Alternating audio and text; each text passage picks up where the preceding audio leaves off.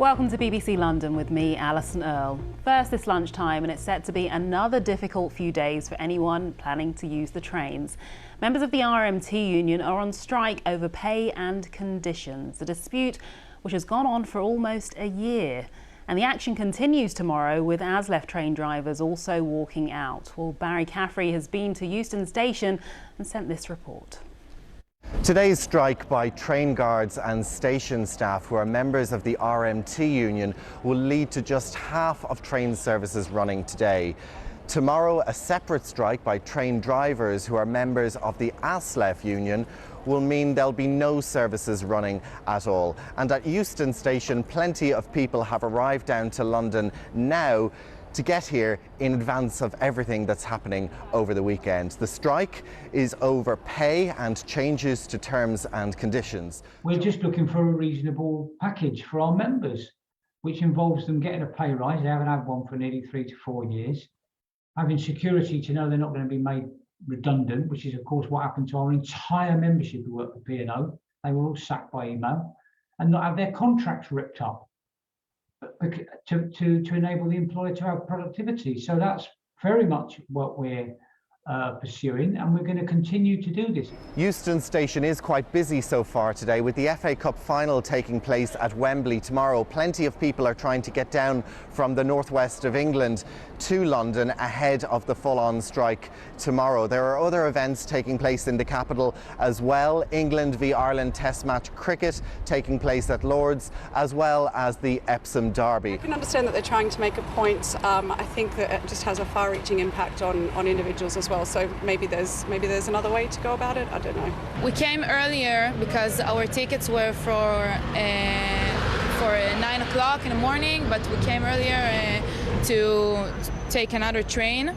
Rail union officials say there's strong support among the public for this industrial action. That claim will be well and truly tested in the coming days. The advice for anybody trying to travel today is to leave plenty of extra time for your journey and plan your route carefully. Barry Caffrey reporting there. Next, animal rights activists say they still plan to disrupt the Epsom Derby tomorrow, despite a High Court injunction.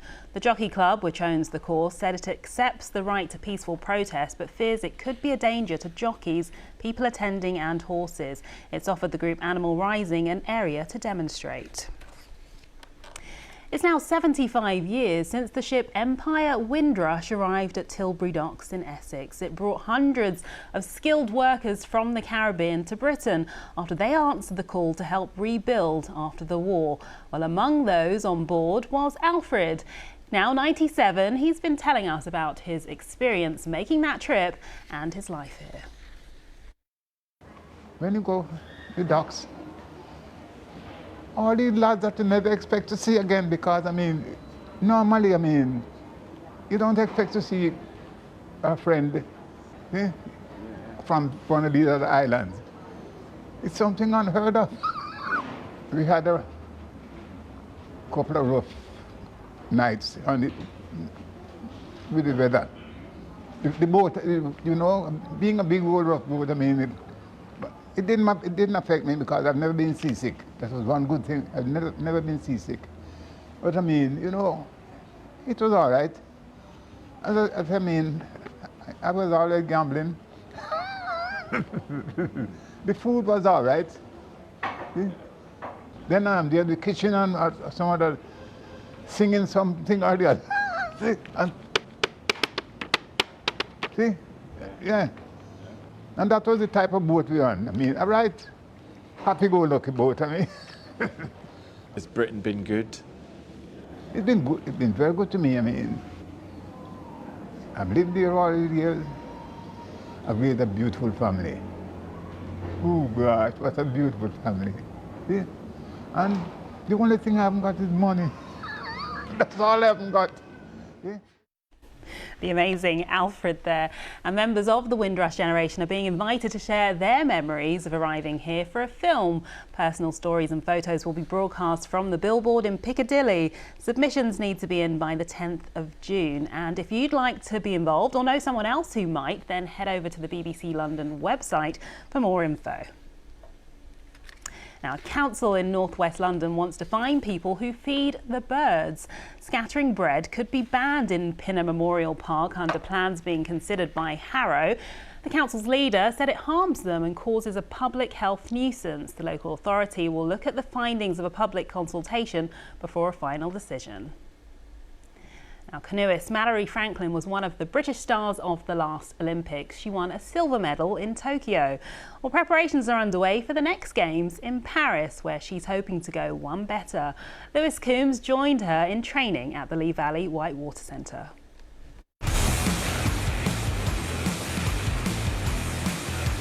I can do everything right and still come last.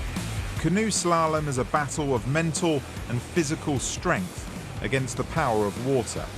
It's not really a sport where when you're the best, you're like consistently up there. You always have to deal with split-second decisions being a bit wrong and maybe you come last in a race, or like you just can't quite put it together when it matters. And I think that naturally through competing in this sport, you get used to those highs and lows. For Mallory Franklin, a high was undoubtedly Olympic silver in Tokyo, followed by 11 international medals across the next season. But following a hand injury, Mallory now finds herself searching for form.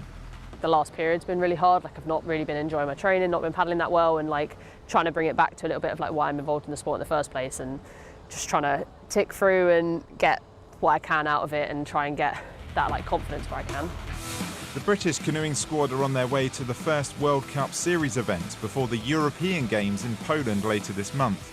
Then attention will focus closer to home, with the team's training base at the Lee Valley Whitewater Centre in Hertfordshire hosting the prestigious World Championships in September.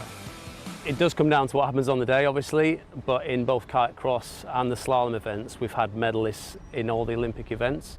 So we want to come and do that again this year, and obviously build into Paris and build on the learning we've had last year.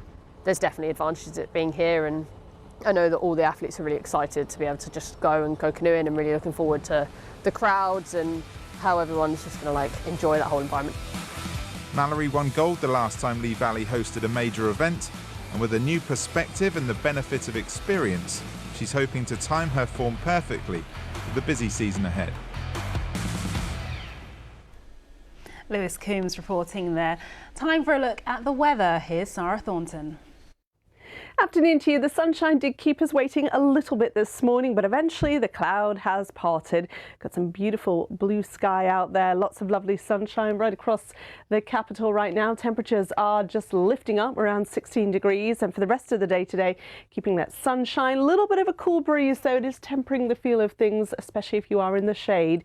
But as I say, plenty of sunshine continuing for the rest of the day today. You can see there just a little bit of fair weather cloud coming through, these northeasterly winds, and temperatures at the very best a few degrees above where we are right now, 19, maybe 20 Celsius towards the west of London. Overnight tonight, that feed of northeasterly winds continuing to bring in just a little bit of cloud off of the North Sea. So we might have a bit of that first thing tomorrow morning, where we do have the cloud. The temperatures don't fall away too far, but a cool feeling start.